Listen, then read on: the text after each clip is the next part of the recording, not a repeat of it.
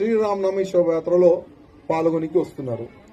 కానీ ఈ శోభయాత్ర అంటే ప్రతి సంవత్సరం చాలా శాంతిపూర్వకంగా మన శోభయాత్ర మనం తీస్తున్నాం. ఎక్కడ కూడా చిన్న కొట్లాట కాకుండా మనం శోభయాత్రని తీస్తున్నాం. కానీ పోయే సంవత్సరం కూడా లాస్ట్ మూమెంట్ లో పోలీస్ అధికారులు మా పర్మిషన్ క్యాన్సిల్ చేసినారు. అనవసరం అసలు ఎవరు మాట విని పోలీసు వాళ్ళు మా పర్మిషన్ క్యాన్సిల్ చేసినారు అర్థమైతే లేదు. కానీ ఎంఐఎం ఆఫీస్ నుంచి వాళ్ళకి ఆర్డర్ వచ్చిందేమో, అందుకోసం శ్రీరామనవమి శోభయాత్రని పోయే సంవత్సరం వాళ్ళు క్యాన్సిల్ చేసినారు రైటింగ్ గా. కానీ ఈ సంవత్సరం మా పెద్దలు అన్నారు, మనకు ఎందుకు అవసరం పర్మిషన్, ఎందుకు మనకు, ఇది మన దేశం, ఇది మన హిందూ దేశం. మన హిందూ దేశంలో మన ఫెస్టివల్ మనకు జరుపుకోనికి శోభయాత్ర తీయనికి ఎవరు పర్మిషన్ మనకు అవసరం లేదు. వితౌట్ పర్మిషన్ ఈ సంవత్సరం మనం శోభయాత్ర తీస్తాం. మా అధికారులు చెప్తున్నారు, అందుకోసం ఒక్క పర్మిషన్ కాపీ కూడా మనం పెట్టలే. ఈ సంవత్సరం వితౌట్ పర్మిషనే మనం శోభయాత్ర తీస్తున్నాం.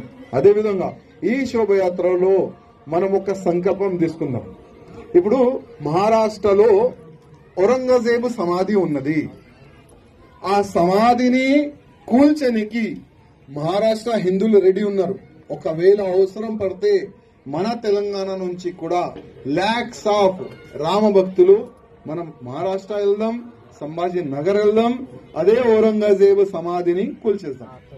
ఎందుకంటే ఆ ఔరంగజేబు సమాధి మన భారతదేశంలో ఎక్కడ కూడా ఉండకూడదు. ఆ సమాధిని తీసి ఏదైనా సముద్రంలో మనం పాడేద్దాం. ఆ ఒక్క సంకల్పం మనం తీసుకోవాలి. అదేవిధంగా భారతదేశాన్ని హిందూ రాష్ట్రం మనం ఎట్టి పరిస్థితుల్లో చేస్తున్నాం.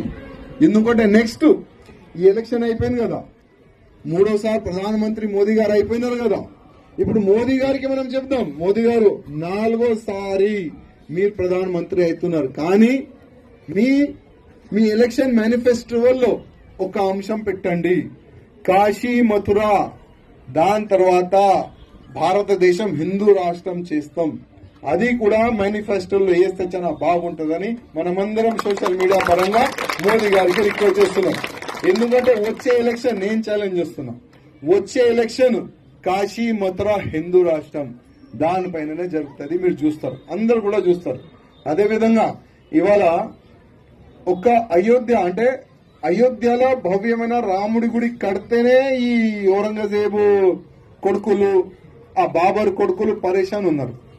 ఇప్పుడు ప్రారంభమైంది రామ మందిరం తర్వాత కాశీ మథుర తర్వాత ప్రతి ఒక్క మా గుళ్ళు పలగొట్టి వీళ్ళు ఎక్కడెక్కడ కట్టినారు కదా ఆ బాబరీ మసీదు, ప్రతి ఒక్క బాబరీ మసీదు కూల్చి భవ్యమైన మన గుడి మనం కడుతున్నాం. ఆ సంకల్పం కూడా మనం తీసుకుందాం. ఇంకా ఎవరిదైనా ఏదైనా క్వశ్చన్ ఉంటే మీరు అడగచ్చు, ఎవరు లేచిన